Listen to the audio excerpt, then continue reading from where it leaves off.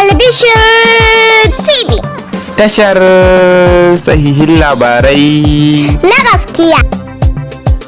Danna subscribe kana ka danna ƙararrawar sanarwa domin samun sababbin shirye-shiryenmu da zaran mun ɗaura.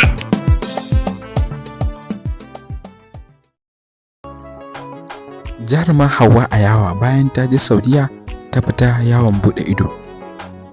Bayan ta fita yawon bude ido bata tsaya iya inda ta je siyayya ba, ta tafi yawon bude ido ta je har gidan wasan rawa. Kasan Saudiya yanzu akwai gidan da ake bude gidan wasan rawa kamar mu a nan Najeriya mu ce gidan gala.